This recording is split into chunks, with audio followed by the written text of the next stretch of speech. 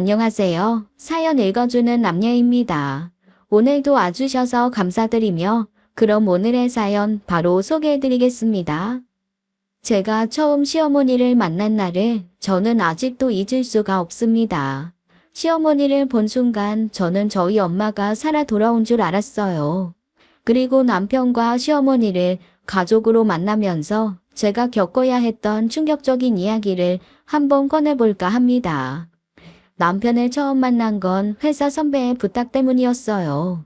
제 생애 첫 소개팅이었죠. 저는 성격이 소심하고 부끄러움을 많이 타서 한 번도 소개팅이나 미팅에 나가본 적이 없었어요. 그래서 모태 솔로이기도 했고요.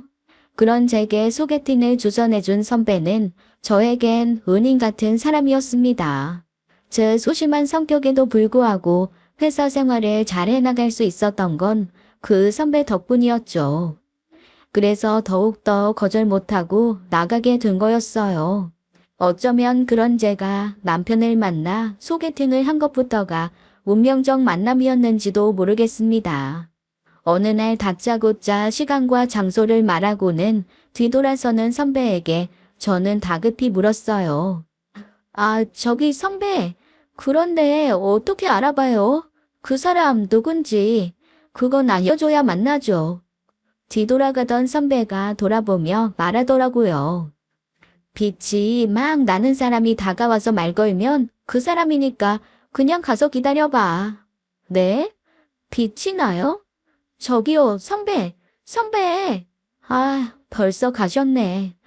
근데 후레쉬라도 들고 다니나 빛이 난다니 무슨 말이지? 저는 토요일에 약속 장소에 나가보았어요.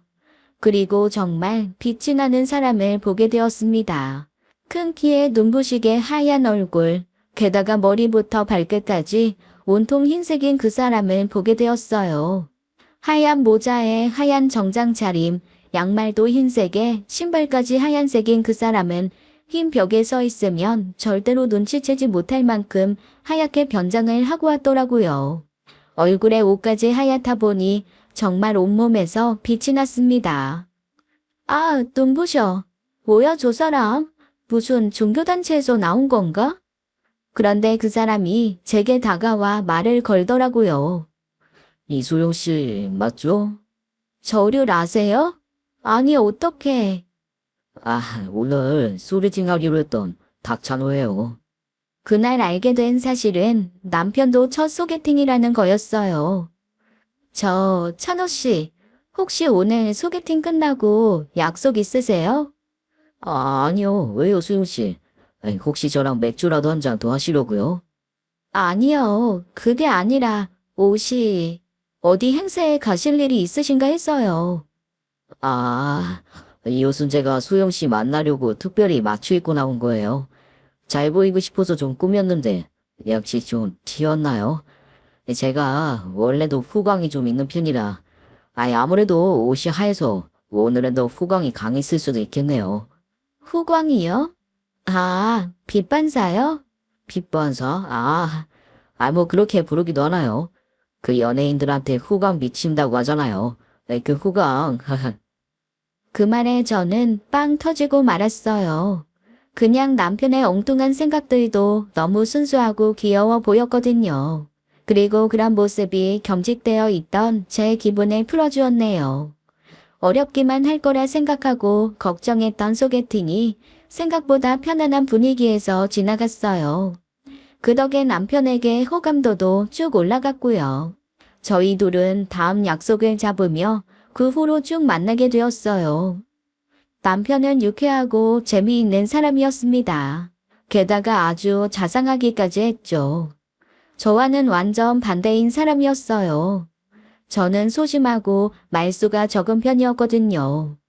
남편이 그런 제가 좋다고 사귀자고 했을 때 저는 진심으로 너무 좋고 고마웠죠. 그래서 저도 모르게 감사합니다라며 꾸벅 인사까지 했네요. 우리는 첫 만남부터 서로에게 끌렸던 것 같아요. 그래서 좋은 만남을 오래 이어가게 되었습니다. 그러던 어느 날 남편 동네에서 거닐다가 처음으로 시어머니를 마주치게 되었습니다. 너무 고운 한 중년의 여성이 다가와 남편에게 아는 체를 하더라고요. 어머, 너 내 아들 찬호 아니니? 오늘 데이트 간다더니 집 근처에서 놀고 있었던 거야?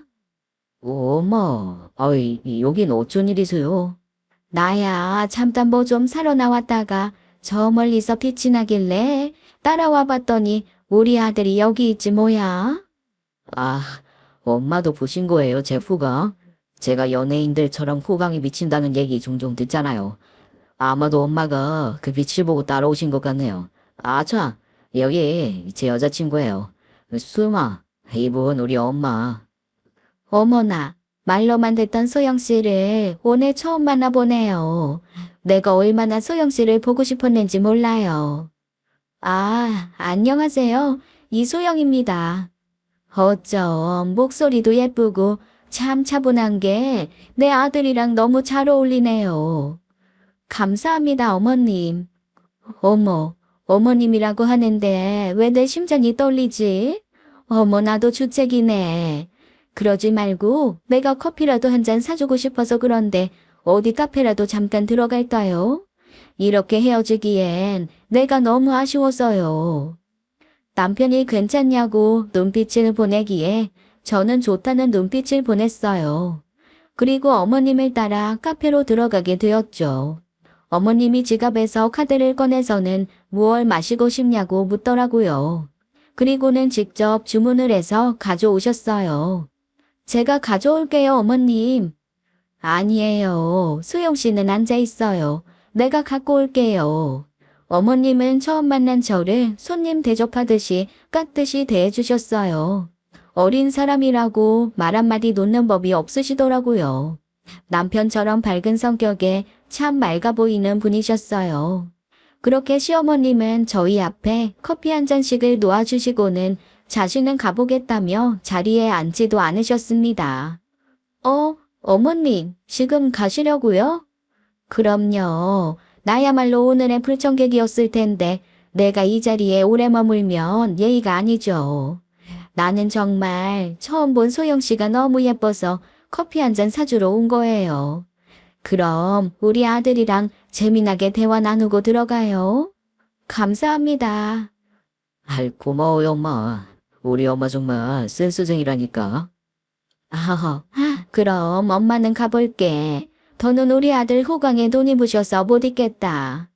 시어머니는 남편의 말도 안 되는 호강 얘기에도 맞장구를 쳐주시는 분이었어요. 그 덕에 남편은 자존감이 높은 사람으로 자란 것 같았죠. 찬우 씨 어머님 좋은 분인 것 같아. 엄청 다정하셔. 유쾌하시고. 부럽다. 미안. 자기 속도 모르고 멜로 너무 우리 엄마 자랑했나? 아니야. 그냥 정말 부러워서 그래. 너무 좋은 분 같아서. 저에게도 남들이 부러워할 만한 그런 엄마가 있었어요. 엄마가 살아계셨더라면 저희 엄마도 시어머니 같지 않으셨을까 하는 생각이 들었습니다. 남편과 카페에 앉아 있는데 예전 엄마에 대한 기억이 떠오르더라고요. 우리 소영이 예쁘기도 하지. 손톱발톱만 깎으면 더 예쁘겠다. 엄마가 깎아줄까? 응, 나 TV 보면서 깎을래. TV 보면 눈 나빠져. 대신 엄마가 옛날 얘기해줄까? 좋아. 옛날 얘기해줘. 옛날에 마음씨 착한 호랑이가 살았어. 그런데 그 호랑이는 엄마는 항상 제게 예쁘다 예쁘다 해주셨어요. 엄마는 제가 예쁘다며 머리도 쓰다듬고 손가락 발가락까지 쓰다듬어 주시던 분이었습니다. 손톱 발톱 깎을 때나 잠자리에 누웠을 때마다 엄마가 지어낸 옛날 이야기를 해주시곤 했어요. 그게 너무나 따뜻한 기억으로 남아 있습니다. 저도 어릴 땐 마냥 밝고 명랑한 아이였어요. 사랑을 많이 받고 자랐으니 당연한 거였죠. 제 생일이면 생일상을 차려주시는 건 물론이고 생일 케이크도 직접 만들어주시곤 했습니다. 저희 엄마가 제빵 사셨거든요. 그래서 못 만드는 빵이 없으셨죠. 우리 소영이 어떤 케이크 먹고 싶어? 엄마, 나 토끼 모양 케이크. 그렇게 말만 하면 토끼 케이크가 뚝딱 나오곤 했어요. 초등학교 때 비가 오는 날이면 날마다 엄마가 우산을 씌워주러 오시곤 했어요. 빵가게 문도 닫아놓으시고 제가 비 맞을까봐 달려오곤 하셨죠. 엄마가 저를 사랑했듯이 저도 엄마를 너무너무 사랑했습니다. 그런데 비가 오던 날 제가 중학교 3학년이던 그때 그 습한 냄새와 느낌을 저는 아직도 잊을 수가 없어요. 아침에 집을 나서던 저에게 엄마가 말씀하셨던 것까지 아주 생생히 기억납니다. 수영아, 오늘 우산 챙겨가. 오늘 아침 신문 보니까 비 안 온대. 그래도 챙겨가. 엄마가 볼 땐 오늘 비 올 것 같아. 공기가 축축해. 오늘 물건 들어오는 날이라 비 와도 엄마가 못 갈 수도 있어. 비 오는 날 한 번도 우산 안 갖다 준 적 없으면서. 아, 몰라. 무거워. 나 우산 안 가져갈래. 그러고 휙 나와버리는 게 아니었어요. 그날 정말 엄마 말대로 비가 내렸습니다. 친구들 대부분이 우산을 안 가져왔고 그냥 비를 맞으며 뛰어갔어요. 저는 같이 뛰어서 가자는 친구 말에 그냥 먼저 가라고 하고는 학교 정문 앞에 우두커니 서 있었습니다. 엄마가 올 수도 있다는 생각에 엄마를 기다린 거였죠. 그런데 1시간이나 기다렸는데 엄마가 오질 않았어요. 바쁘다더니 진짜 바쁜가 보네. 그렇게 생각하며 학교 문을 나섰는데 서서히 빗줄기가 더 세졌습니다. 결국 저는 비에 쫄딱 맞은 채 엄마 가게로 갔어요. 그런데 가게 문 앞에는 외출 중이라는 표말이 붙어 있더라고요. 저는 엄마와 길이 엇갈렸다고 생각했는데 그게 아니었습니다. 엄마는 제게 우산을 가져다 주러 오시다가 그만 사고를 당하신 거였어요. 아빠의 연락을 받고 병원으로 향했을 때 엄마는 이미 이 세상 분이 아니었습니다. 그때부터 제 성격이 변해버렸어요. 소심해지고 말수도 적어진 거요. 엄마의 죽음에 대한 죄책감이 끊임없이 제 삶의 그림자처럼 따라다녔죠. 소영아, 아이, 무슨 생각을 그렇게 해? 아, 아니야. 그냥 엄마 생각이 좀 나서. 이제 그만 일어날까? 그래, 그러자. 나 근데 잠깐 화장실 좀. 남편이 화장실에 다녀오는 동안 저는 창밖을 바라보고 있었어요. 그런데 시어머니께서 무언가를 가득 들고 서둘러 카페로 들어오시는 겁니다. 아유, 숨차라. 수영씨, 아직 안 갔네요. 혹시 갔을까봐 걱정하면서 왔는데 다행이네. 이거 받아요. 어머님, 이게 뭐예요? 내가 구운 빵이에요. 아까 빵 만들다가 버터가 모자라서 버터 사러 나온 거였거든요. 지금 갖고 온 거라 맛있을 거예요. 이따가 우리 아들이랑 나눠 먹고 남은 건 가져가서 냉동실에 넣어두고 먹어요. 양이 많아서 아마 한 번에 먹긴 힘들 거예요. 어머님, 이거 주시려고 지금 뛰어오신 거예요? 땀이 많이 나셨어요. 이걸로 좀 닦으세요. 저는 가방에서 손수건을 꺼내어 시어머니께 드렸습니다. 그리고 노란 봉투에 담겨있던 빵에서 나는 냄새를 맡고 가슴이 철렁했어요. 그곳에서 어렴풋이 엄마의 향기가 났거든요. 저는 눈에 눈물이 나오려는 걸 가타스로 눌렀어요. 어머님, 너무 감사해요. 커피도 사주셨는데 이렇게 빵까지 챙겨주시고. 내가 원래 정이 좀 많아요. 부담 갖지 말고 맛있게만 먹어줘요. 그럼 난 또 이만 가볼게요. 감사합니다, 어머님. 화장실에 다녀온 남편은 빵 봉투를 보고는 어머님이 다녀가신 걸 단번에 알더라고요. 엄마 다녀가셨나 보네. 혹시 어머님 빵가게 운영하셔? 아니, 집에서 홈베이킹. 취미가 빵 만들기셔. 남편과 그날 빵을 나눠 먹는데 마음 한켠이 찡했습니다. 마치 우리 엄마가 살아계시다면 딱 저런 모습일 것 같았어요. 남편은 제게 참 잘해주었습니다. 한결같은 사람이었어요. 비가 오는 날이면 날마다 제 회사 앞으로 저를 마중 나오곤 했죠. 마치 저희 엄마가 비 올 때마다 우산을 가져다 주신 것처럼요. 그래서 더 남편에게 끌렸던 것 같아요. 결혼을 결심할 만큼이요. 남편이 프로포즈 했을 때 단번에 수락했습니다. 남편의 가족이 되면 시어머니와도 가족이 될 수 있다는 생각에 더 좋더라고요. 남편이 저희 아버지께 인사를 드리러 간 날 아버지도 단번에 남편의 마음에 들어 했어요. 저희 아빠가 군인이신데 남편이 아버님에 대한 예의를 보이겠다며 군복을 꺼내 입고 인사를 드리러 갔거든요. 게다가 군대식 말투로 아버지께 인사를 드리기까지 했죠. 병장 박찬호, 아버님, 수영이를 제게 주시면 저 정말 이 한 몸 바쳐 행복하게 해주겠습니다. 저는 이미 소영이에게 충성할 준비가 돼 있습니다. 충성? 그래, 충성. 아이, 소영이가 부쩍 밝아졌다 생각했는데 그게 다 자네 봉인 모양이네. 듣던 대로 정말 유쾌한 친구구만. 내 딸이 제 엄마 그리 들고 많이 힘들어했는데 자네 덕에 많이 밝아진 것 같아. 고맙네. 야, 앞으로도 우리 소영이 저렇게 웃게 해주겠나. 남편 특유의 무한한 자신감에 아버지는 기분 좋게 꼴꼴 웃으셨어요. 게다가 대기업에 다니는 남편이 듬직하다며 마음에 들어 하셨죠. 남편이 아버지께 잘하기도 했고요. 남편은 제게 잘 보이려고 온통 하얗게 입고 온 날처럼 이날은 아버지께 잘 보이려고 군복을 챙겨 입은 거였어요. 아참, 그날 하얗게 입고 온 이유를 말씀 안 드렸네요. 남편이 선배에게 물었었대요. 제가 어떤 사람이 이상형이냐고요. 당연히 선배가 그런 걸 알 리가 없었는데 그냥 대충 얼버무려서 얘기했나 봐요. 소영이? 걔는 순수한 남자 좋아해. 아마 그럴걸? 그런 것 같던데. 그래서 남편이 그날 순수해 보이려고 온통 하얀 세상으로 옷을 입고 온 거였어요. 저는 그런 남편의 마음이 아이처럼 순수하고 아름답다고 생각했네요.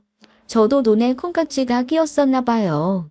남편이 하는 모든 행동들이 다 사랑스러워 보였으니까요. 결혼식 날이었어요. 시어머니는 제 생각대로 참 정이 많은 분이었습니다. 결혼식장에서 손님들께 인사해야 할 시어머니는 저를 챙기시겠다고 신부 대기실에 더 오래 머무르셨거든요. 아무래도 엄마가 없는 제게 마음을 써주신 거였겠죠. 그리고 시어머니께서 축사로 제게 가족이 된 걸 축하한다며 앞으로 좋은 엄마가 되어주겠다고 하셨을 땐 감동받아서 눈물까지 흘렸네요. 하지만 감동은 그게 끝이 아니었습니다. 신혼여행을 다녀와서도 놀랐어요.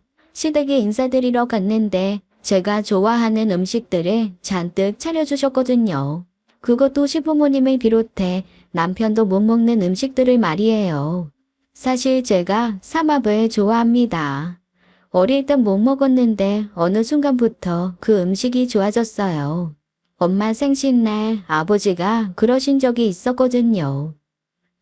냄새. 아빠, 이게 무슨 냄새야? 아빠 발냄새야?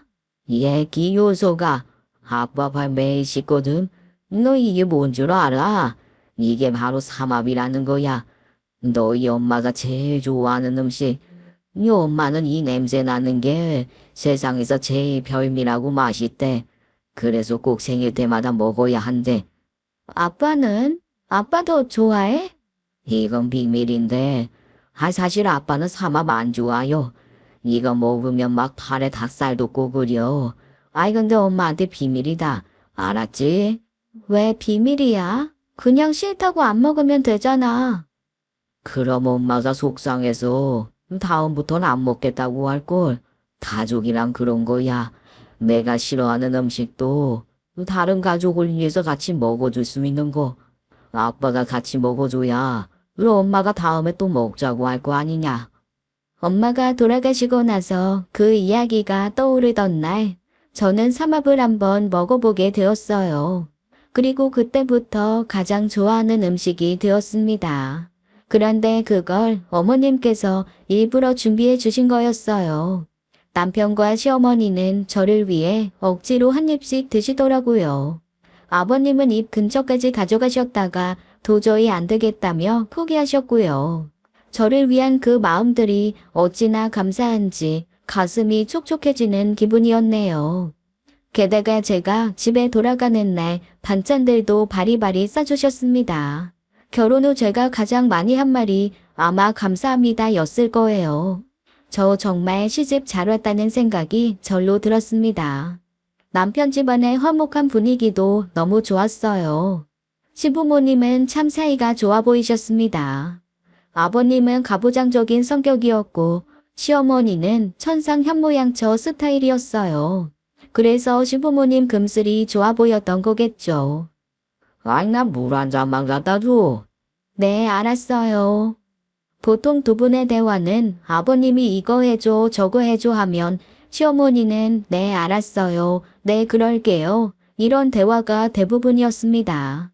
시어머니가 시아버지에게 주로 맞춰주시는 편이었어요. 저도 남편에게 저렇게 상냥하게 잘 대해주는 아내가 되어야겠다고 생각했죠. 저는 결혼을 하고도 직장에 다녔어요. 그런데 결혼한 지 한 달 만에 남편이 해외로 2주간 출장을 가게 되었습니다. 그때가 장마철이었는데 저를 늘 데리러 오던 남편이 없어서 마음 한켠이 허전한 기분마저 들었습니다. 그런데 회사 앞에 어머님이 계시더라고요. 저를 보고 환하게 웃으며 손을 막 흔드시는데 다른 손엔 우산이 들려 있었죠. 소영아, 비 온다. 여기 우산 받아. 시어머니 손에서 우산을 건네봤는데 또다시 가슴이 덜컹했네요. 엄마 생각이 너무 많이 나서요. 어머님, 여긴 어쩐 일이세요? 어쩐 일은 우리 소영이 비 맞을까봐 차로 데려다 주려고 왔지. 비가 엄청 쏟아지네. 얼른 차로 가자. 알고 보니 남편이 어머님께 부탁을 하고 간 거였어요. 비가 오면 운전을 못하는 저를 집까지 태워다 달라고요. 제가 장롱 면허였거든요. 그렇게 남편이 출장을 다녀오는 2주 동안 단 하루도 빠짐없이 시어머니께서 저를 데리러 와주셨어요. 그 2주간 시어머니와 카페도 가고 쇼핑도 하면서 둘만의 데이트를 했습니다. 지나는 상점마다 저희 두 사람이 엄마랑 딸인 줄 알더라고요. 시어머니는 진짜 딸이 생긴 것 같다며 너무 좋아하셨어요. 2주간 출장 간 남편 덕에 시어머니와는 한 발자국 더 가까워졌습니다. 그리고 결혼 후 저의 첫 생일을 맞이하게 되었어요. 시어머니는 직접 케이크를 만드셨다며 케이크를 꺼내셨는데 저는 너무 놀랐습니다. 제 청가방에 달려있던 인형 모양을 빼다 박은 케이크였어요. 제가 좋아하는 캐릭터 인형이었는데 그 인형을 어떻게 보셨는지 그 인형과 똑같은 모양으로 케이크를 만드신 거였어요. 그 정성이 얼마나 대단하신지 절로 감탄이 나올 뿐이었습니다. 돌아가신 엄마 생각이 참 많이 나더라고요. 어쩌면 시어머니는 우리 엄마가 보내준 내 두 번째 엄마가 아닐까 생각했죠. 그 후로도 시어머니는 제게 참 잘해주셨어요. 남편도 그렇고 시어머니도 참 한결같은 분이었죠. 제가 임신했을 때 산후조리원도 직접 예약해 주시고 산후풍이 왔을 때 마사지까지 직접 해주셨습니다. 출산 후에는 시어머니가 아기도 잘 봐주셨어요. 아이를 키우던 중 운전 연수도 직접 시켜주셔서 장롱 면허도 탈출했답니다. 정말 시어머니께서 제게 잘해주신 이야기를 하자면 밤을 새도 모자랄 것 같네요. 그런데 그런 천사 같은 분의 얼굴에 그늘이 지기 시작한 건 제가 결혼한 지 5년 정도 흘렀을 무렵이었어요. 시댁에 방문할 때마다 시어머니 얼굴이 어두워 보이셨죠. 무슨 걱정거리라도 있는 사람처럼요. 어느 날은 저랑 같이 차를 마시다가도 혼자서 무슨 생각을 하시는지 한참을 멍하니 계시더라고요. 어머님께 무슨 일 있냐고 여쭈면 그저 나이가 드니 마음이 허해서 그렇다고 하시는데 확실히 전과는 달라 보이셨어요. 그리고 또 한 가지 달라진 점이 있었습니다. 그건 바로 아버님을 대하는 태도였어요. 오랜 시간 시부모님을 겪어보니 시아버지는 아주 가부장적인 분이었습니다. 이 시대 사람이 아닌가 싶을 만큼 유교 사상의 끝판왕인 분이셨어요. 그동안 시어머니께서 늘 맞춰드리니 집안이 평화로웠던 거였죠. 그런데 어느 날부터인가 시아버지의 요구를 당연하게 들어주시던 시어머니가 시아버지의 잔심부름을 하지 않기 시작하셨어요. 시아버지는 그게 못마땅했는지 싫은 소리를 하셨고요. 하루는 이런 일이 있었습니다. 빨래를 널고 있던 시어머니께 시아버지가 말씀하셨어요. 아유, 너 왜 이렇게 입을 옷이었어? 응? 장롱에 내 옷도 텅텅 비어있고. 당신 요새 살림을 제대로 하는 게 맞아? 그걸 이제야 눈치챈 거예요? 나 이제 당신 옷 못 빨아주니까 당신 옷은 당신이 빨아 입어요. 아이, 뭐야? 아이, 없쇼, 얘가. 아니, 오늘이도 있는데 이게 무슨 행동이야? 응? 집에서 하는 게 뭐 있다고? 밖에서 일하는 사람 옷도 못 빨아? 아? 그렇게 평생 당신 수발 들어줬으면 이제 그만 부려먹을 때도 되지 않았어요? 다 빨래, 당신 서재방 청소, 이제 전부 다 당신이 해요. 아이, 여자가 며느리 앞이라고 가만히 들어줬더니, 아이, 당신 노망 났어. 노망은 당신이 난 거 아니에요? 그날 남편과 제가 간신히 두 분을 말려서 진정시켜드려서 망정이지 안 그러면 큰 싸움 날 뻔하셨어요. 순하던 시어머니가 갑자기 왜 그러는지 이해가 가질 않았습니다. 그 일이 있고 나서 시아버지는 주말에도 뵙기가 어려웠어요. 시댁에 방문할 때마다 안 계셨거든요. 시어머니께 여쭤보면 아버님이 골프나 낚시를 갔다고 말씀하셨어요. 요즘 외출이 잦으시다고 생각하긴 했는데 그래도 시어머니 생신 때도 안 계실 줄은 몰랐습니다. 시어머니 생신이라 여느 때처럼 미역국과 잡채와 고기 요리를 준비해서 시댁에 방문했어요. 어머님은 생일을 맞이한 사람답지 않게 얼굴 표정이 어두웠죠. 게다가 방금 전에 울기라도 하신 것처럼 눈가가 붉어져 있었어요. 엄마, 왜 아버지는요? 몰라.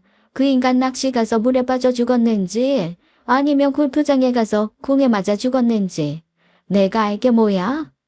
엄마 혹시 아버지랑 싸우셨어요? 그런 거 아니다. 네 아버지 출장 갔어. 아이, 난 또 뭐라고. 진짜 아버지가 엄마 생일날에도 낚시 간 줄 알았잖아요. 그럼 우리 아버지만 빼고 셋이 신나게 파티할까요? 제가 엄마 보여주려고 생일 축하 무대 보면 준비도 해놨는데. 남편은 시어머니 기분을 좋아지게 하려고 어디서 났는지 모를 반짝이 무대 의상을 입고 와서는 어머님 앞에서 요상한 춤과 함께 트로트를 불렀습니다. 저도 질세라 관절을 꺾어가며 최선을 다해 춤을 춰서 어머님을 웃게 해드렸죠. 그 모습에 어머님도 조금 기분이 풀어지는 듯 하셨어요. 그렇게 생일 파티를 끝내고 집으로 돌아왔습니다. 그리고 제가 시아버지께 따로 연락을 드려보았어요. 해외 출장 중이신 건지 로밍으로 연결되더라고요. 아버님, 오늘 어머님 생신이어서 저희끼리 생신 파티 해드리고 왔어요. 아니, 시어머니 오늘 생일이었냐? 뭐 대단한 날이라고 파티까지요. 아침에 미역국이나 먹으면 되지. 아버님, 요새 어머님이 기운이 많이 없으신 것 같아요. 아버님이 신경 좀 써주세요. 난 병기 안 줄 모르는 사람한테 신경은 무슨. 나 지금 여행 중이니까 그만 전화 끊어라. 어머님이 분명히 출장 가셨다고 했는데 아버님은 여행 중이라고 하시더라고요. 순간 뭐지 싶었습니다. 남편에게도 아버님 여행 가셨다고 말씀드리니 못 믿는 눈치였어요. 그동안 한 번도 그러신 적이 없다면서요.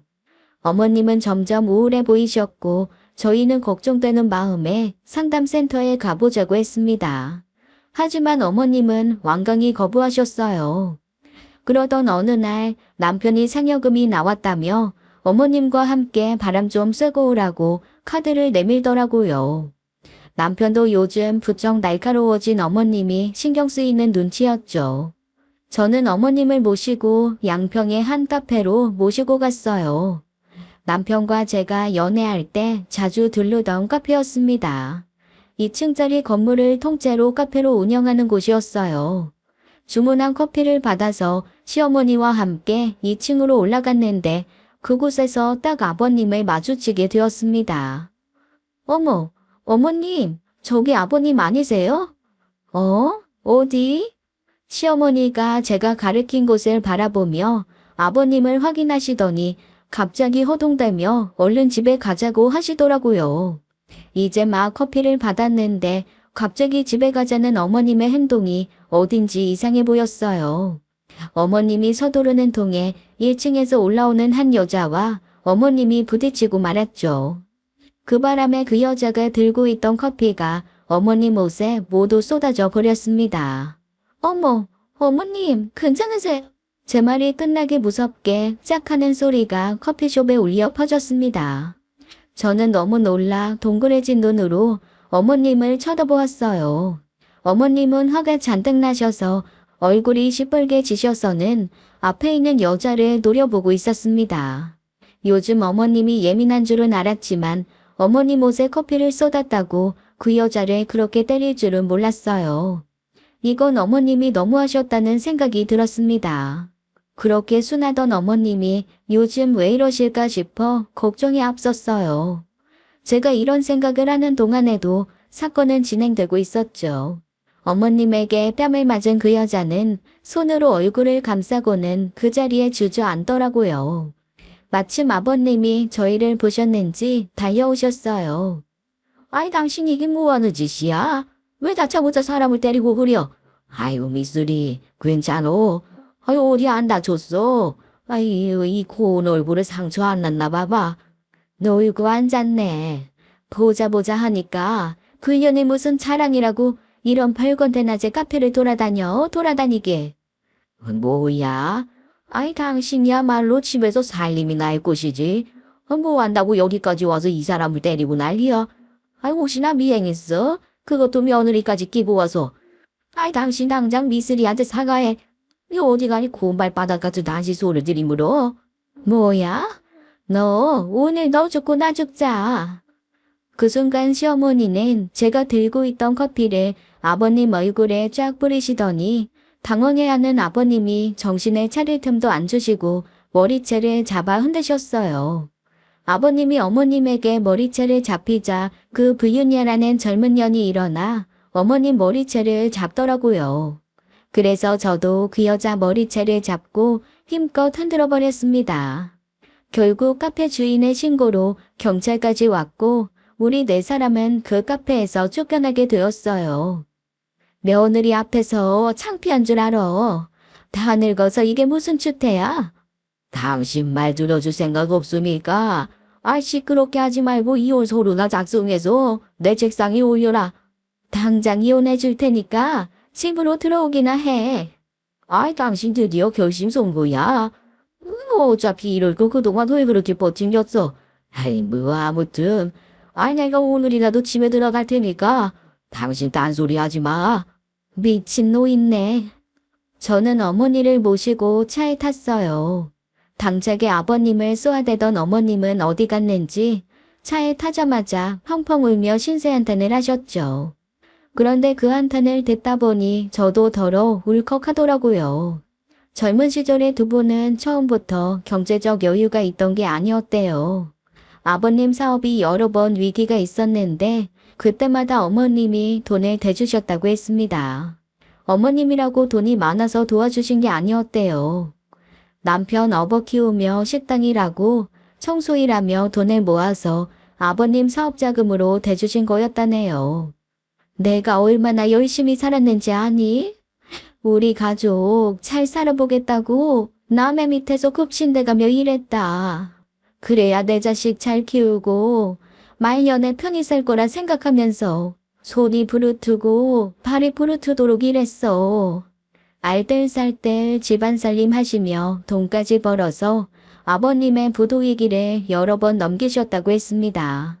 그렇게 지금의 회사로 키워냈다고요. 네 시아버지가 돈 없다고 절절맬 때마다 내가 자존심도 굽히고 여기저기 동거하러 다닌 것도 여러 번이야. 하루는 부모님한테 손 벌렸다가 얼마나 욕을 먹었는지 몰라. 그래서 온갖 허드렛 일도 마다 않고 일해서 내가 직접 돈 벌어서 모아다 줬다. 어머님은 그렇게 열심히 내조하셨다고 했습니다. 이제야 찬호 장가 보내고 나도 네 시아버지랑 인생 즐기면서 편하게 살려나 했더니 저 인간은 자기 인생 즐기겠다고 젊은 년 뒷공문이나 쫓아다니고 내가 그동안 억척스럽게 산 인생이 다 허무하고 억울하네. 어머님은 시아버지와의 행복한 말년을 꿈꾸셨는데 아버님은 그런 조강지처 어머님을 버리고 바람이 나신 거였어요. 내가 너희 보기 창피해서 그동안 말을 안 했는데 이제 며느리 앞에서 딱 걸린 이상 나도 더는 참고 살 마음 없다. 알고 보니 얼마 전 어머님 생신날 시아버지가 안 계셨던 것도 시아버지가 그 불륜녀와 해외여행 중이었던 것이었대요. 너무 황당한 건 그 불륜녀 생일과 시어머니 생일이 같다고 했습니다. 아버님은 이미 마음이 단단히 떠나신 것 같았어요. 아버님은 제게 걸리고 난 후 뭐가 그리 떳떳하신지 아주 대놓고 그 여자를 입에 거론하고 하루빨리 이혼 절차 밟자며 어머님을 채근한 모양이었습니다. 남편도 이 사실을 알고 엄청 충격받았어요. 남편은 아버님을 찾아가 고성을 지르고 난리를 피웠죠. 아버지, 순간의 감정 때문에 엄마하고 이혼하시는 게 말이 돼요? 제발 정신 차리시고 원래 자리로 돌아오세요. 원래 자리. 나야말로 이제야 내 자리 찾은 것 같다. 미쓰리 옆자리가 내 자리요. 젊은 날 엄마 그렇게 고생시켜서 사업 일으켜 세워놓으셨으면서 아빠 양심도 없으세요? 너야말로 같은 남자로서 이 아버지 이해 못하겠냐. 솔직히 말해서 내가 젊어서 얼마나 열심히 살았냐. 너랑 네 엄마 위해서 하루 24시간도 모자르게 일만이었어. 이제 늙음하게 로맨스 좀 해보겠다던데. 너는 아저씨나 돼서 이 아빠 마음을 이해 못해. 로맨스는 무슨 불륜한 주제에 뭐가 그리 당당하세요. 당장 그 여자랑 헤어지세요. 못 헤어져. 그 여자야말로 내 인생의 진정한 사랑이요. 그 여자 보나마나 아버지 재산 노리고 접근한 거예요. 그러면 몰라요? 젊은 여자라 나이 많은 남자한테 접근하는 이유 딱 하나라고요. 시끄러워. 미쓰리 그런 여자 아니다. 그리고 나 이제 그 여자 없으면 못 살아. 이제는 하루라도 안 만나면 내가 몸이 닳아서 안 돼. 이 인간이 보자 하니까 애들 앞에서 못하는 말이 없어. 당장 꺼져 이 목슨 인간아. 불륜을 들킨 시아버지는 얼마나 얼굴이 두꺼우신지 며느리인 제 앞에서도 못하는 소리가 없으셨어요. 어머님은 그런 아버님 얼굴에 이혼 서류를 패대기 치셨습니다. 시어머니도 결국 시아버지의 철면피 같은 모습에 두 손 두 발 다 드시고 순순히 이혼해주겠다고 하셨어요. 아버님은 넙죽 이혼 서류를 받아서 나가셨죠. 대신 위자료 청구 소송 안 할 테니 별도로 1억을 내놓으라고 했고 아버님은 그렇게 해주겠다고 하셨어요. 재산 분할도 아주 철저히 해서 절반 정도 어머님 몫으로 챙기셨습니다. 회사를 일으키는데 어머님의 공로가 인정되어서 가능한 일이었죠. 이혼이 마무리되면서 어머님은 새로 집을 구해서 나가시게 되었어요. 어머님의 짐이 빠지던 날 저와 남편 모두 마음이 괴로웠습니다. 시어머니가 떠나시던 날 남편에게 말씀하셨어요. 절대로 제 마음 속상하게 할 일 만들지 말라고요. 소영이 많이 아껴줘. 누구보다 네 마누라 소중한 줄 알아야 말년이 편한 법이야. 엄마 말 알겠니? 걱정 마세요. 엄마야말로 건강 잘 챙기세요. 어머님은 소형 평수 주상복합 아파트로 들어가서 사시게 되었어요. 짐을 모두 넣어드리고 집으로 돌아와 자려는데 남편이 많이 속상한지 잠을 못 자더라고요. 그래서 그날 남편과 함께 술 한잔 마시고 잠이 들었네요. 그런데 다음 날이 일요일이었는데 시아버지께 아침부터 전화가 왔더라고요. 무슨 일이냐고 여쭈니 빨리 집으로 좀 와보라는 것이었습니다. 저는 무슨 일이라도 생긴 줄 알고 잠이 덜 깬 남편을 깨워서 시댁에 가게 되었어요. 그런데 그곳에 가자마자 너무나 황당한 광경에 현관에 주저앉을 뻔했습니다. 현관 앞으로 짐들이 수북히 쌓여 있고 가구들이 나가기도 하고 들어오기도 하고 있었어요. 왔냐? 오늘 너희 새엄마 집에 들어오는 날이니까 니들이 짐 좀 날려라. 아버지 미치셨어요. 누구 짐을 날라요? 이딴 일이나 시키려고 우리 부른 겁니까? 여보, 당장 나와. 집에 가자. 어허, 난 며느리 앞에서 이 애비 톡 주는 거냐? 잔말 말고 시키면 시키는 대로 해, 임마. 시아버지 말에 남편이 콧방귀도 안 뀌고 나가려고 하니까 그 세시모래는 여자가 그러더라고요. 자기 아들은 자기 말이 하나도 안 무서운가 보다.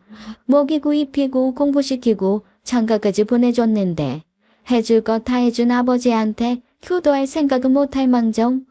여보, 귀한 자식일수록 매한테 더 때린다잖아요. 오냐오냐 하는 그거 마냥 좋은 건 아니에요. 그 얘기를 듣고 있는데 제가 다 열받더라고요. 누가 봐도 아버님과 남편을 이간질하는 걸로 보였습니다. 고통이 아닌 여자 같았어요. 결국 아버님은 그 여자 말에 놀아나더라고요. 너 그따위로 행동할 거면 당장 내 집에서 나가. 네, 안 그래도 지금 바로 나갈 생각이에요. 이 집 말고 니들 부부 살고 있는 집. 그거 내 아파트 아니었냐? 당장 나가. 그 부인녀가 뒤에서 입꼬리를 살짝 올리며 웃는데 얼마나 열이 받던지요. 남편은 그 말에 당장 나가겠다고 했는데 저는 남편 팔을 잡고 지그시 놀랐습니다. 아니에요. 짐 옮기는 거 도울게요. 뭐부터 하면 되죠? 그 인녀는 그제야 만족스러워하며 제게 이것저것 지시를 하더라고요. 저는 이를 돕는 척하며 온갖 장난질을 쳐놓고 나왔습니다. 그 여자 명품백에 사인펜으로 찍 그어놓고 명품 향수와 목걸이와 귀걸이를 쓱 집어서 나오려다가 범죄를 저지를 수는 없어서 베란다 창고 깊숙한 곳에 넣어버렸어요. 절대로 찾지 못할 만한 곳에요. 안 해본 짓 하려니 얼마나 손이 벌벌 떨리던지 식은땀을 줄줄 흘리자 아버님이 열심히 일한다고 맛있는 걸 사주겠다고 하시지 뭐예요. 그래서 이왕 사시는 거 킹크랩 사달라고 했습니다. 그런데 부윤녀는 무슨 킹크랩이냐며 그냥 짜장면 먹고 가라더라고요. 제가 지금 저만 쫓자고 그래요? 아버님 몸보신 해드려야죠. 이제 젊은 새어머니 들어오셨는데. 그러자 시아버지는 맞다며 맞장구를 치시고는 제게 카드를 쥐어주셨습니다. 저는 곧바로 수산시장에 가서 킹크랩 2마리를 사왔어요. 한 8kg 가까이 되더라고요. 아버님 카드로 이것저것 다 해서 거의 90만 원 돈을 긁었습니다. 그리고 바로 시어머니 아파트로 달려갔어요. 어머님, 저희 왔어요.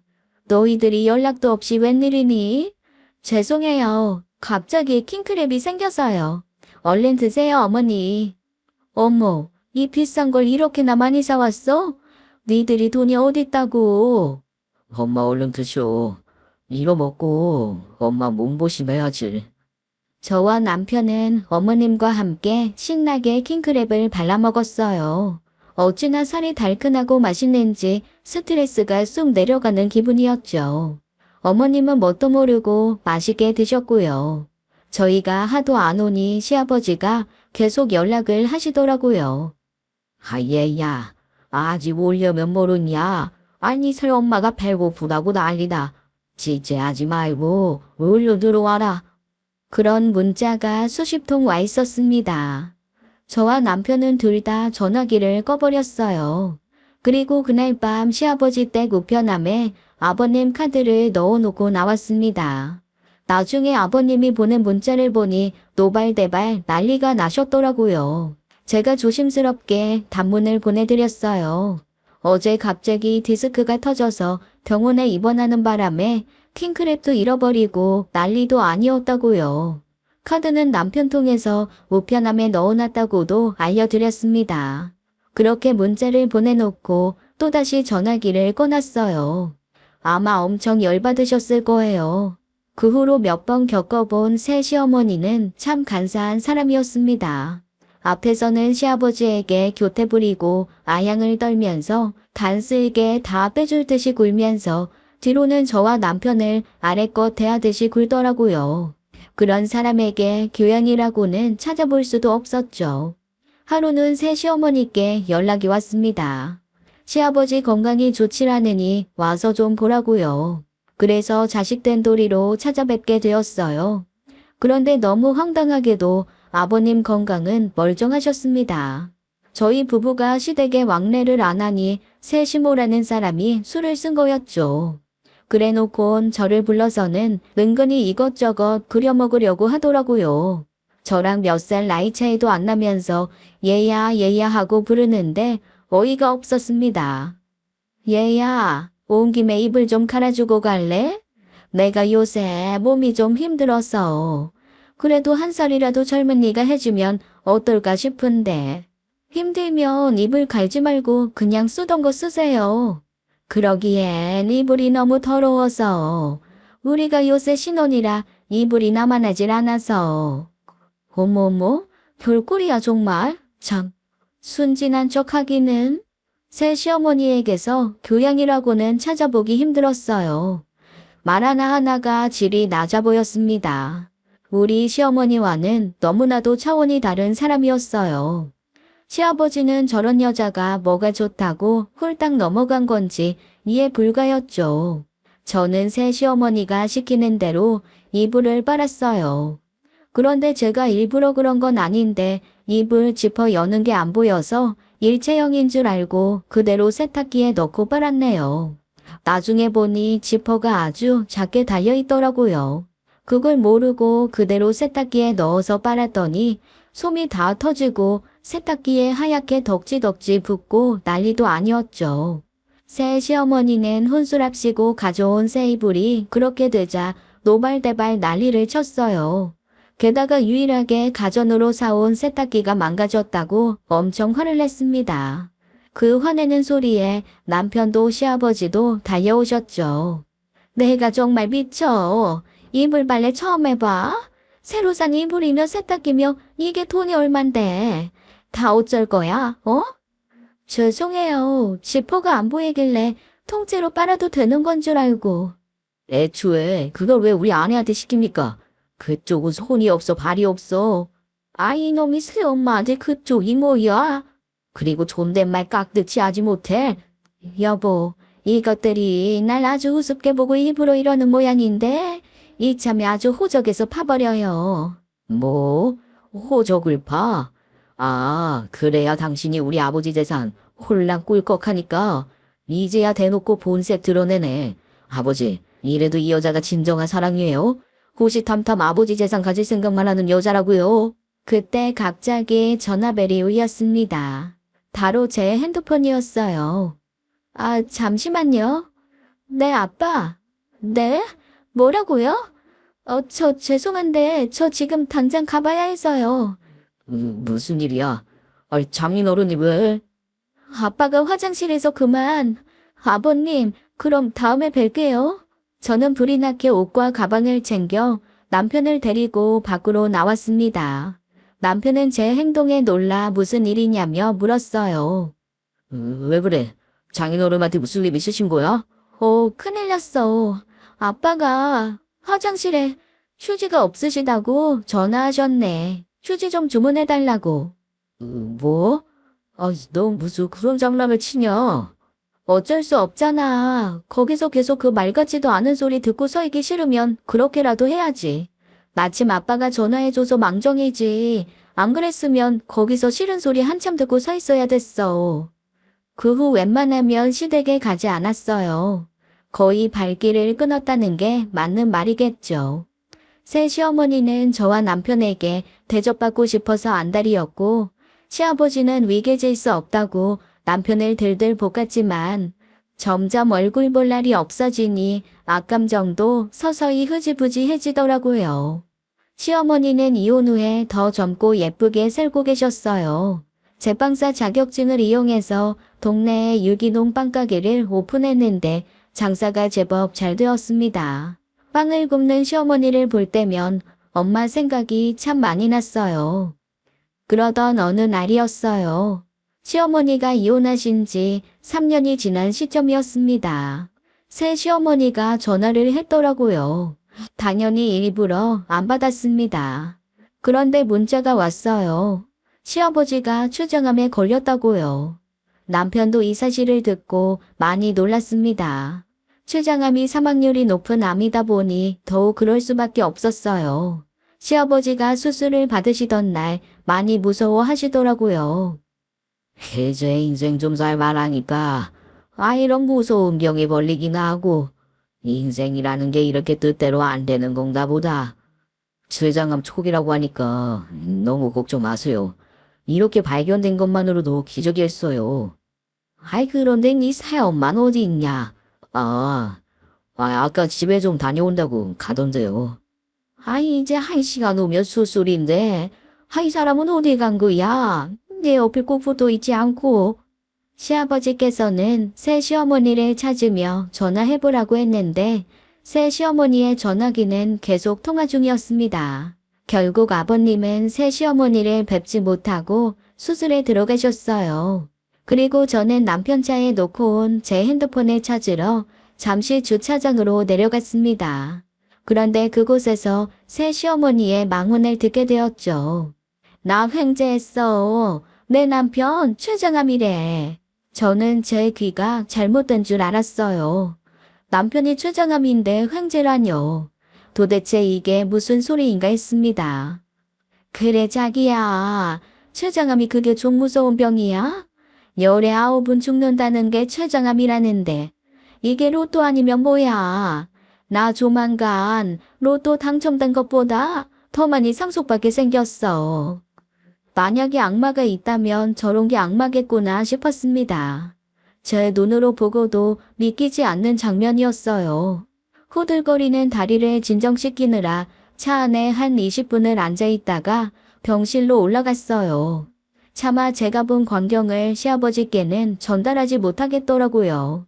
게다가 큰 수술을 앞둔 사람에게는 더더욱이요. 다행히 시아버지의 수술은 잘 끝났다고 했고 의사 말로는 수술이 잘 되었다고 했습니다.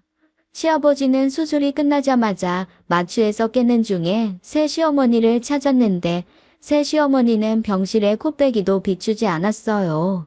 시아버지가 새 시어머니에게 전화를 해보라고 해서 해보았는데 전화도 받질 않더라고요. 그리고 다음 날이나 되어서야 연락이 왔습니다. 그것도 엄청난 뉴스거리를 들고서요. 당신 도대체 어디 갔다 이제 오는 거야? 어제는 어디서 뭘 한 거고? 여보, 당신 수술은 잘 된 거죠? 뭔 놈 말이나 답해. 뭐 하느라 이제야 나타난 거냐고? 참, 고정하세요. 나 어제 산부인과 다녀왔어요. 뭐? 산부인과?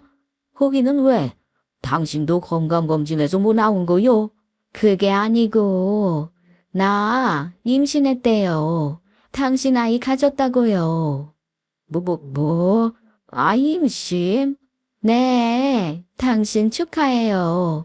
이렇게 병상에 누워있는 사람한테 축하한단 말이 이상하긴 하지만, 당신 아이 생긴 거니까 축하할 일이 맞긴 하죠. 요새 몸이 하도 찌뿌둥해서 혹시 몰라서 병원에 다녀와 봤는데 임신 맞다고 하더라고요. 근데 당신은 하나도 안 기뻐요. 당신 누통이 생겼다잖아요.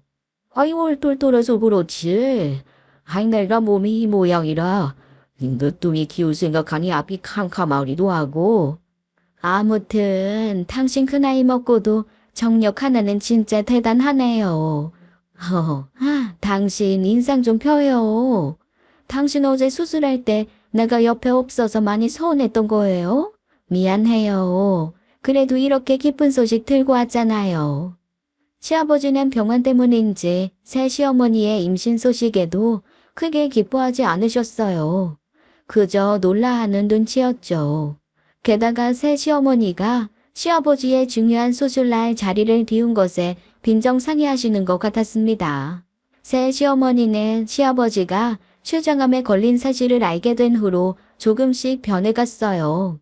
임신을 핑계로 아버님 병간호를 등한시했습니다.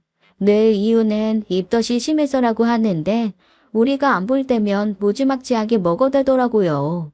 그러다 저나 남편이 나타나면 먹다가도 갑자기 입덧하며 못 먹는 척을 하고요. 시아버지는 발길이 뜸한 새 시어머니를 그러려니 하고 냅두더라고요. 그러던 어느 날 시어머니 귀에도 시아버지의 췌장암 소식이 들어갔어요. 저희는 따로 말씀 안 드렸는데 시아버지께서 시어머니께 전화를 해서는 병문안을 오라고 했다더라고요.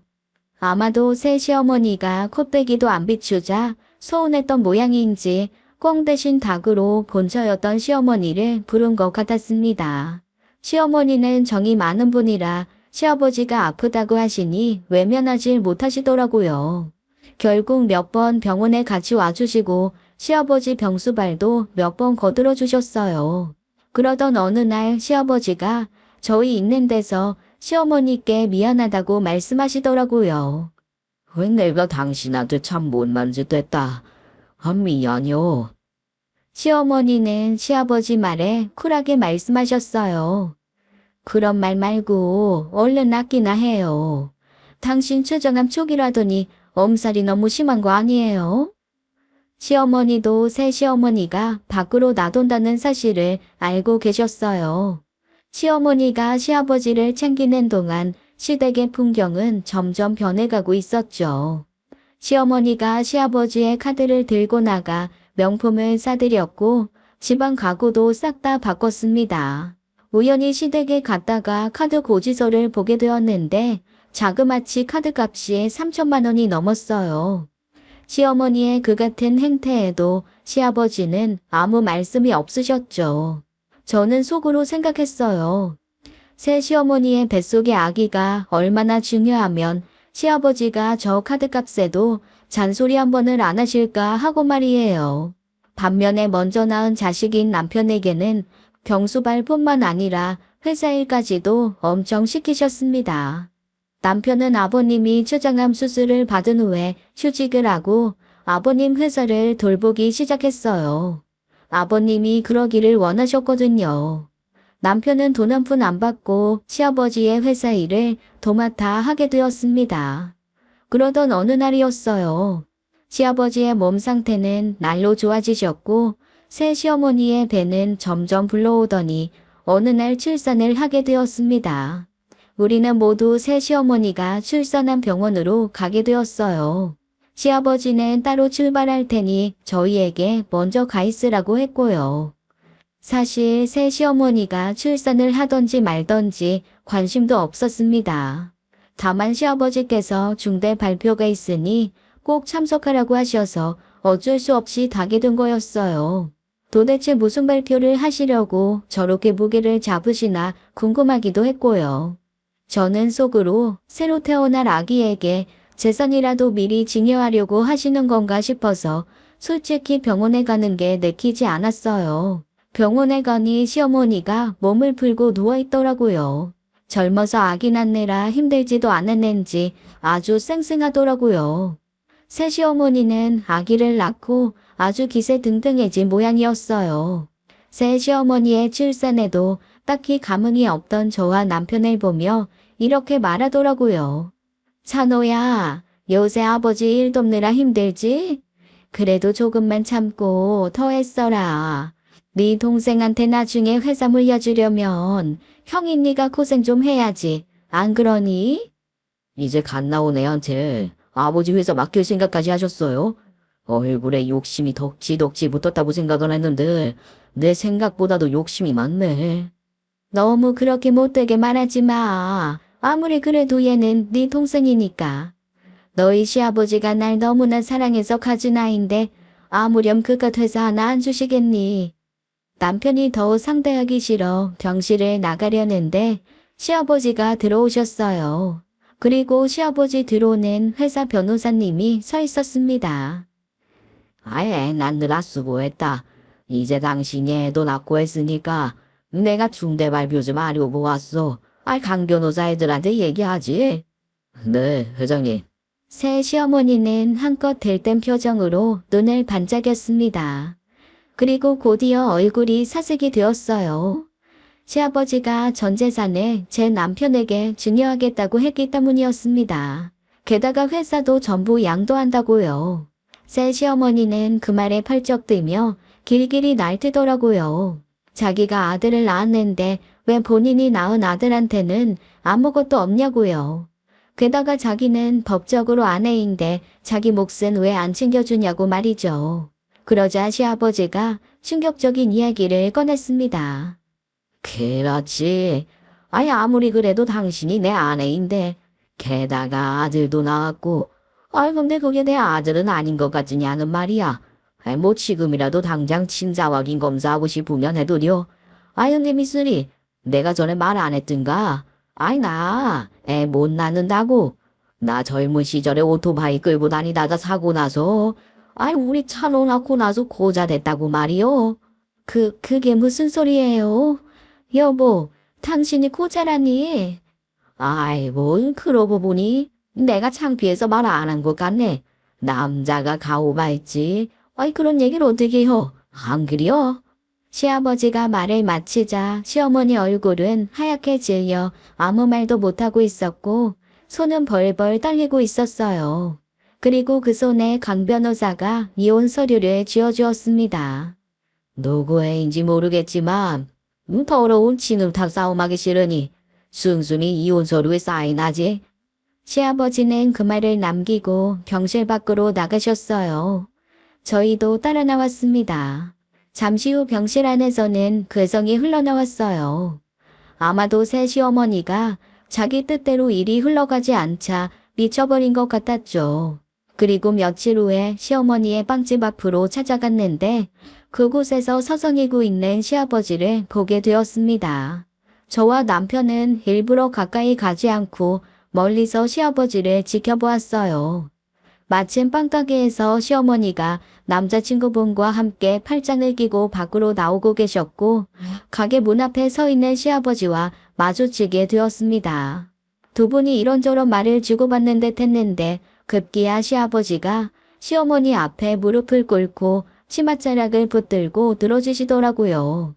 집안에서 왕으로 군림하며 권위적으로 살아온 시아버지가 시어머니 앞에 무릎을 꿇는 모습에 너무 놀랐어요. 그런데 그보다 더 놀랄 일이 생기고 말았습니다. 시어머니 치맛자락을 붙들고 있던 시아버지가 갑자기 뒤로 넘어가며 쓰러지신 거였죠. 멀리서 지켜보던 저희는 너무 놀라 시아버지를 향해 뛰어갔습니다. 남편이 구급차를 불렀고 곧 도착한 구급차가 도착하고 나서 시아버지가 깨어나셨어요. 저와 남편은 가슴을 쓸어내렸습니다. 남편은 차로 저를 따라왔고 제가 시아버지와 함께 구급차를 타고 병원으로 향했어요. 그리고 눈을 감고 있는 아버님을 향해 혼잣말을 하듯이 물었습니다. 도대체 어머님이랑 무슨 얘기를 하셨길래 갑자기 쓰러지신 거예요? 그러자 아버님이 눈을 감은 채 말씀하셨습니다. 네 시어머니한테 다시 합치셨더니 남자친구랑 결혼을 하겠다는구나. 시아버지는 어머님의 말에 혈압이 치솟아 그 충격으로 쓰러지신 거였어요. 구급차를 타고 가는 중에 시어머니께 전화가 왔습니다. 시아버지의 상태를 물으시고는 괜찮다고 말씀드리니 이렇게 전화라고 하셨어요. 이제 평수발 해달라고 나 찾지 말고 필요하면 요양보호사라도 구하라고 해라. 그 말에 전하자 시아버지는 깊은 한숨을 내쉬시더라고요. 저희 부부는 그 후로 양쪽 부모님께 효도를 하며 지내고 있어요. 시아버지는 요새 힘이 많이 빠지셨는지 어깨가 늘 축 처져서 지내십니다. 그리고 시어머니 말씀을 안 듣고 자꾸만 빵가게 주변을 어슬렁거린다고 귀찮아 죽겠다고 시어머니가 볼멘 소리를 하시더라고요. 하루는 제가 시어머니 의중을 떠본 적이 있어요. 어머님, 근데 아버님이랑 다시 재결합하실 생각 있으세요? 그러자 시어머니께서 딱 한마디 하시더라고요. 미치지 않고서야. 시어머니는 한번 배신한 시아버지께 눈길조차 주지 않으셨어요. 그리고 남자친구와 결혼하겠다는 말은 사실이 아닌지 결혼의 기억자도 나오지 않더라고요. 아마도 시아버지를 떼어놓으려고 거짓말을 하셨던 게 아닌가 싶습니다. 그 후 새시어머니는 이혼당하고 시아버지를 찾아와 양육비를 달라고 했다가 들고 온 명품백까지 뺏기고 쫓겨났어요. 시아버지는 그 명품백을 제게 주며 가지라고 던져주셨죠. 그러다 마침 생각난 게 있어서 베란다에서 박스 하나를 꺼내왔습니다. 제가 새 시어머니가 마음에 안 들어서 몰래 숨겨두었던 명품 귀금속들이었죠. 아버님, 이건 어떻게 할까요? 그걸 본 시아버지는 그것도 통째로 가져가라며 제게 주셨어요. 저는 그걸 가질 마음은 없어서 바로 중고시장에 내다가 팔았습니다. 꽤나 비싼 값을 받을 수 있었어요. 그리고 그 돈으로 시아버지께 킹크랩을 사드렸네요. 그런데 시아버지는 킹크랩을 보며 시어머니 빵가게에 갖다 주자며 잠바를 주워 입으셨어요. 그래서 저희가 아버님을 한사코 말렸습니다. 자꾸 이러면 시어머니가 아버님께 접근금지 신청을 할 수도 있다고요. 그랬더니 시아버지께서 그럼 킹크랩만 가져다 주라고 하더라고요. 결국 시어머니께 킹크랩을 배달해드렸고 시어머니는 왜 자꾸 비싼 킹크랩을 사오냐며 저희 주머니 사정을 걱정해 주셨어요. 진정한 사랑 타령하던 시아버지는 이제야 진정한 사랑이 뭔지 깨달았다며 한탄하시는데 시어머니의 서리빨 같은 반응을 보면 이미 너무 늦으신 것 같네요. 그러게 있을 때 잘해라는 말이 있나 봅니다. 아버님이 이제는 현실을 직시하시고 홀로서기를 잘 준비하셨으면 좋겠네요. 저희 집 이야기는 여기까지입니다. 지금까지 사연 읽어주는 남녀였습니다. 끝까지 함께 해주신 여러분 감사드리며 저희는 다음 사연으로 돌아올게요. 감사합니다.